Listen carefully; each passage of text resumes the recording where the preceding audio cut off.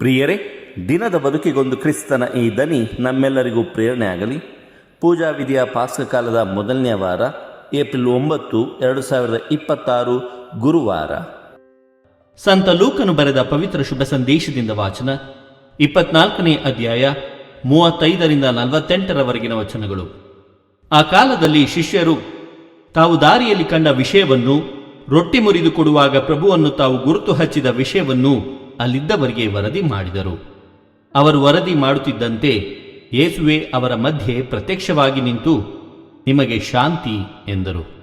ಅವರೆಲ್ಲರೂ ಚಕಿತರಾಗಿ ದಿಗಿಲುಗೊಂಡು ತಾವು ಕಾಣುತ್ತಿರುವುದು ಭೂತವೆಂದು ಭಾವಿಸಿದರು. ಆಗ ಯೇಸು, ಏಕೆ ಕಳವಳ ಪಡುತ್ತೀರಿ? ನಿಮ್ಮ ಮನಸ್ಸಿನಲ್ಲಿ ಸಂಶಯ ಬೇಕೆ? ನನ್ನ ಕೈಗಳನ್ನು ನನ್ನ ಕಾಲುಗಳನ್ನು ನೋಡಿ, ನಾನೇ ಅಲ್ಲವೇ? ನನ್ನನ್ನು ಮುಟ್ಟಿ ನೋಡಿರಿ.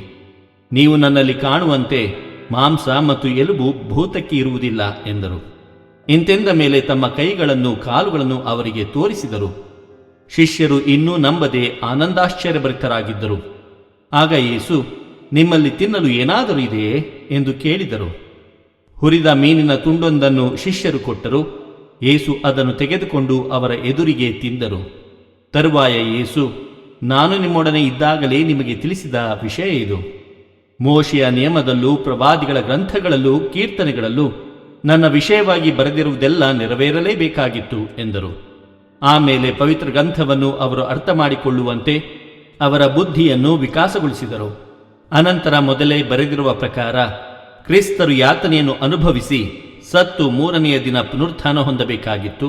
ಅಲ್ಲದೆ ಜನರು ಪಾಪ ಪರಿಹಾರ ಪಡೆಯಬೇಕಾದರೆ ಪಶ್ಚಾತ್ತಾಪಪಟ್ಟು ಪಾಪಕ್ಕೆ ವಿಮುಖರಾಗಿ ದೈವಾಭಿಮುಖಿಗಳಾಗಬೇಕೆಂತಲೂ ಈ ಸಂದೇಶವನ್ನು ಜೆರುಸಲೇಮಿನಿಂದ ಮೊದಲುಗೊಂಡು ಎಲ್ಲ ಜನಾಂಗಗಳಿಗೂ ಆತನ ಹೆಸರಿನಲ್ಲೇ ಪ್ರಕಟಿಸಬೇಕೆಂದು ಮೊದಲೇ ಲಿಖಿತವಾಗಿತ್ತು. ಪ್ರಭುವಿನ ಶುಭ ಸಂದೇಶ. ಕ್ರಿಸ್ತರೇ ನಿಮಗೆ ಸ್ತುತಿ ಸಲ್ಲಲಿ. ಚಿಂತನೆ: ಕ್ರಿಸ್ತೇಸು ನಮ್ಮನ್ನು ಪರಿಪೂರ್ಣತೆಯೆಡೆಗೆ ನಡೆಸುವರು.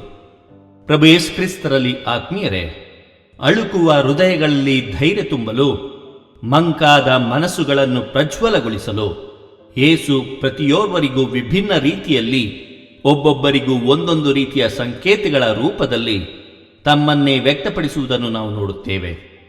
ಪುಟ್ಟ ಮಗುವಿಗೆ ತಾಯಿಯೋರ್ವಳು ಬದುಕಿನ ಮೂಲ ಪಾಠಗಳನ್ನು ತಾಳ್ಮೆಯಿಂದ ಕಲಿಸಿಕೊಡುವಂತೆ ಪ್ರಭು ತಮ್ಮ ಶಿಷ್ಯರಿಗೆ ಯಾವುದೇ ಬೇಸರಿಕೆ ಇಲ್ಲದೆ ವಿಶ್ವಾಸದ ಪಾಠವನ್ನು ಸಂಯಮದಿಂದ ಕಲಿಸುತ್ತಾರೆ. ಸುಮಾರು 3 ವರ್ಷಗಳವರೆಗೆ ಅವರೊಂದಿಗಿದ್ದು ಅವರ ಬೋಧನೆಯನ್ನು ಕೇಳಿ ಅದ್ಭುತಗಳನ್ನು ಕಣ್ಣಾರೆ ಕಂಡಿದ್ದರೂ ಮಂಕು ಕವಿದ ಮನಸ್ಸುಗಳಿಗೆ ತಮ್ಮ ಮುಂದೆ ಪ್ರತ್ಯಕ್ಷರಾಗಿ ನಿಂತ ಕ್ರಿಸ್ತ ಒಂದು ಭೂತದಂತೆ ಕಾಣಿಸುವುದು ವಿಪರ್ಯಾಸ ಅಲ್ಲವೇ?